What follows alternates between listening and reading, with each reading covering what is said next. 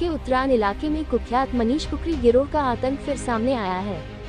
एक युवक को सामान्य कार से टक्कर मारकर उसका अपहरण कर लिया गया तथा नकदी व जेवरात लूट लिए गए।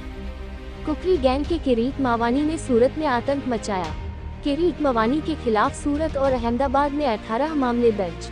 अपहरण और फिरौती मांगने के बाद उन्होंने कहा, मवानी यानी हमें भाई कहा जाना चाहिए। पीड़ित को रिहा करने के बाद उसने पुलिस को सूचना दी। जब पुलिस पहुंची तो किरीट ने पुलिस की गाड़ी को टक्कर मार दी और भाग गया। उत्तरायण पुलिस ने किरीट मावानी को किया गिरफ्तार। पुलिस एक अन्य संदिग्ध की तलाश कर रही है। बयान MZ पटेल, PIO तरन पुलिस स्टेशन। ताज़ा खबर देखने के लिए देखते स्टार न्यूज नेटवर्क। जय हिंद।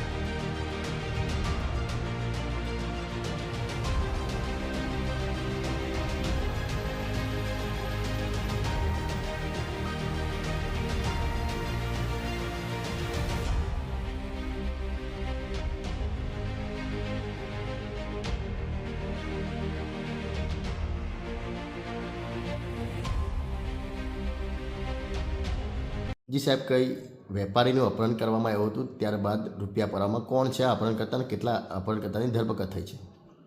જી, તારીખ 12/1ના રોજ સાંજના રાત્રિના 10-1 વાગ્યાની આસપાસ ફરિયાદી પિયુષ દિનેશભાઈ માવાણી જે પોતાની હેરિયર કાર લઈને આવતા હતા અને એ સમય દરમિયાન આરોપી કિરીટ માવાણી અને એના અન્ય મિત્રો સાથે મળીને સ્કોડા કારમાં હતા તો પાછળથી ગાડી અડી જવાથી આ આરોપી કિરીટ માવાણીએ કે ભાઈ મારી ગાડીને નુકસાન થયું છે, તમારે ખર્ચો આપવો પડશે એમ કરીને ફરિયાદીની હેરિયર ગાડીમાં કિરીટ માવાણી અને અન્ય 3 ઈસમો બેસી ગયેલા અને ફરિયાદીને કહ્યું કે તારે જો સમાધાન કરવું હોય તો મને 2 લાખ રૂપિયા આપવા પડશે, ખર્ચો મારે વધારે છે એમ કરીને એની ગાડીમાં બેસીને એને ગાડી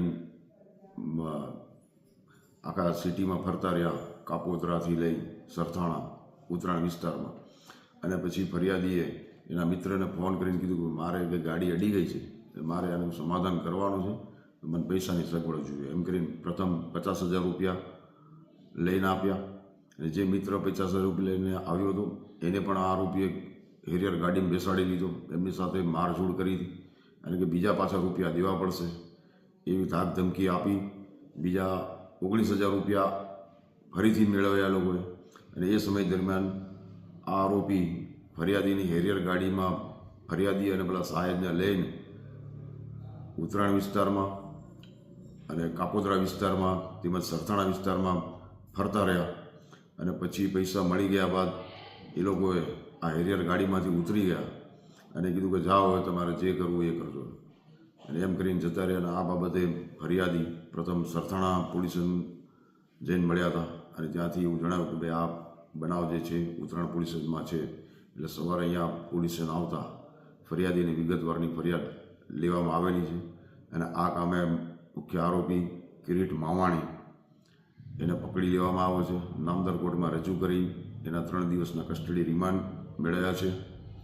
આ કિરીટ માવાણી ભૂતકાળમાં મનીષ કુકરી ગેંગનો એક સભ્ય હતો એવું માહિતી જાણવા મળેલ હતી. સાહેબ, કોઈ ગુનાહિત ઇતિહાસ છે એના?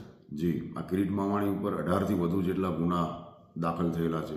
સરથાણા, કાપોદ્રા, ઉત્તરાયણમાં જ ગયા વર્ષે પણ એક ગુનો દાખલ કરવામાં આવ્યો છે. તે સિવાય અમદાવાદ, અલગ અલગ જગ્યાએ આના ઘણા ગુના દાખલ છે. સાહેબ, આરોપી છે જ્યારે પોલીસ પકડવા ગઈ ત્યારે પોલીસની ગાડીને બી ટક્કર મારી હતી.